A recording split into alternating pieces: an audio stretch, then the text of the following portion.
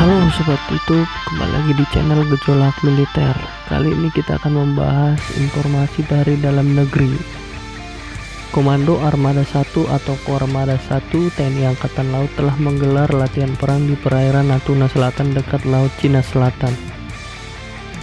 Panglima Koarmada 1 Laksamana Muda TNI Abdul Rashid mengatakan latihan perang kali ini TNI AL di bawah komando Koarmada 1 telah mengerahkan 9 kapal perang KR dan 1 unit pesawat udara. Dia menjelaskan latihan operasi dukungan tembakan yang digelar oleh TNI Angkatan Laut itu sesuai dengan instruksi Kepala Staf Angkatan Laut Laksamana TNI Yudo Margono dalam apel gelar pasukan yang diselenggarakan di dermaga JICT 2 pada hari Senin 23 November lalu, agar seluruh pasukan tempur TNI Angkatan Laut selalu dalam keadaan siap siaga menghadapi berbagai ancaman dan tantangan yang dapat terjadi kapan saja. Seperti dikutip dari Viva Militer, Koarmada 1 merupakan kotama operasional yang mengemban fungsi TNI Angkatan Laut di bidang pertahanan laut, memiliki kewajiban dalam menjaga keutuhan dan kedaulatan negara Kesatuan Republik Indonesia sebagai implementasi tugas sebagai penangkal dan penindak setiap bentuk ancaman militer serta ancaman bersenjata. Gelar operasi militer perang atau OMP Koarmada sangat dipengaruhi oleh kondisi geografis Indonesia sebagai negara kepulauan, kata Laksamana Muda TNI Abdul Rashid dalam keterangan resmi yang diterima Viva Militer Rabu 25 November 2020. Lebih jauh, Pangkoarmada 1 menjelaskan latihan ini dilaksanakan untuk mengukur tingkat kemampuan personil, unsur-unsur KRI Koarmada 1, serta mensinergikan dengan unsur terkait sebagai unsur pendukung dalam setiap melaksanakan kegiatan operasi, sehingga dapat diperoleh gambaran kemampuan operasional Koarmada 1 mulai dari tingkat perorangan maupun satuan dalam melaksanakan dan mendukung tugas-tugas TNI dan TNI Angkatan Laut. Latihan dilakukan dengan bersifat interoperability antar satuan, sehingga dibutuhkan kerjasama taktis. Unsur latihan yang meliputi komando, pengendalian dan komunikasi, dan pelaksanaan latihan mengutamakan prosedur secara cermat dan benar guna terwujudnya zero accident, ujarnya.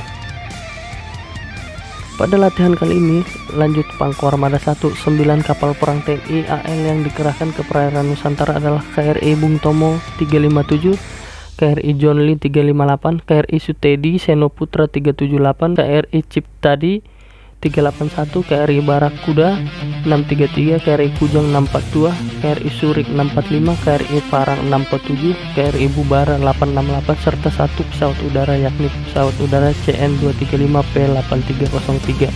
Sebagaimana diketahui, Laut Cina Selatan belakangan ini menjadi sorotan dunia internasional karena Angkatan Laut Cina mengklaim bahwa 95% wilayah perairan di Laut Cina Selatan merupakan wilayah teritorial Beijing. Bahkan bulan lalu, Menteri Luar Negeri Amerika Serikat Mike Pompeo secara khusus datang ke Indonesia dan meminta kepada pemerintah Indonesia untuk berperan aktif dalam menjaga stabilitas keamanan Laut Cina Selatan yang saat ini telah diklaim oleh Angkatan Laut Tentara Pembebasan Rakyat Cina di bawah komando Presiden Xi Jinping. Di sisi lain, admin kutip dari berbagai sumber, keaktifan TNI baru-baru ini semakin agresif. Mulai dari kunjungan Panglima TNI ke markas 3 pasukan elit Indonesia, yaitu Kopassus, Paskas, dan Denjaka.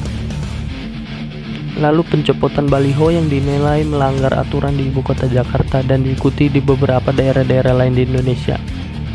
Lalu pemindahan markas Guspur Koarmada 1 ke Natuna secara permanen. Apakah ini ada hubungannya juga dengan berita yang beredar baru-baru ini mengenai rencana Amerika Serikat untuk mengaktifkan kembali armada ke-1 mereka yang akan bermarkas di Singapura, walaupun belum ada kepastian yang jelas. Tapi tindakan-tindakan yang dilakukan oleh TNI ini harus diapresiasi tinggi. Urusan dalam negeri yang mengancam kedaulatan serta persatuan dan keutuhan bangsa dilakukan penindakan tegas dan pencegahan. Urusan bagian terluar yang melibatkan banyak pemain dari luar negeri pun terus dipantau dan terus mempertahankan kedaulatan bangsa. Sudah mulai menjadi outlooking defense. Admin berharap pengadaan alutsista kita dapat terus dikebut melihat mulai banyaknya pihak asing yang bermain di LCS. Info terbaru, India, Thailand, dan Singapura melakukan latihan gabungan militer di Laut Andaman yang posisinya ada di sebelah utara Banda Aceh. Keterlibatan India juga di LCS semakin agresif. kita harus mempercepat kedatangan pesawat tempur terbaru Su-35 dan juga F-16 Viper dan F-18 Super Hornet, termasuk jumlah kapal frigate dan ataupun kapal kelas destroyer, tambah juga jumlah kapal selam kita kelas Skorpion ataupun A26 Swedia. Maju terus Tentara Nasional Indonesia, semakin jaya di darat, laut, dan udara. Kami mendukungmu bersama rakyat TNI Kuat Komando. Subscribe terus channel ini bagi yang belum.